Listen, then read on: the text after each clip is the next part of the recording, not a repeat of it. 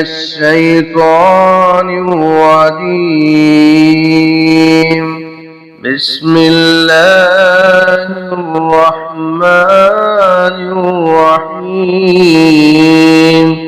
ومن أظلم ممن منع مساجد الله أن يذكر فيها اسمه وسعى في خرابها أولئك ما كان لهم أن يدخلوها إلا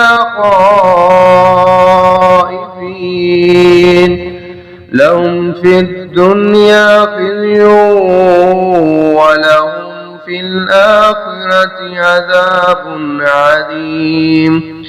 ولله المشرق والمغرب فأينما تولوا فثم وجه الله إن الله واسع عليم. وقالوا اتخذ الله ولدا سبحانه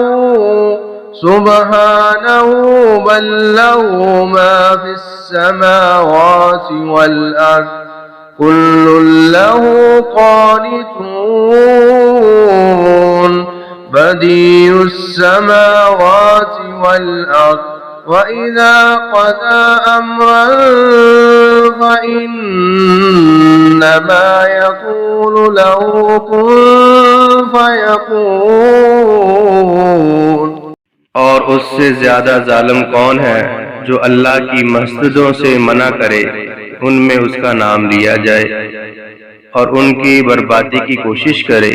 ये लोग उनका हक न था कि उनमें दाखिल होते मगर डरते हुए।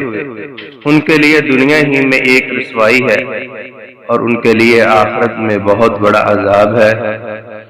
और अल्लाह ही के लिए मशरिक और मगरिब है, तो तुम जिस तरफ रुख करो सो ही अल्लाह का चेहरा है।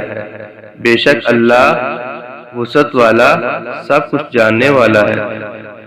और उन्होंने कहा अल्लाह ने कोई औलाद बना रखी है, वो पाक है, बल्कि उसी का जो कुछ आसमानों और जमीन में है सब उसी के फरमा बरदार है। आसमानों और जमीन का मूजद है और जब किसी काम का फैसला करता है तो उसे बस यही कहता है कि हो जा, तो वो हो जाता है।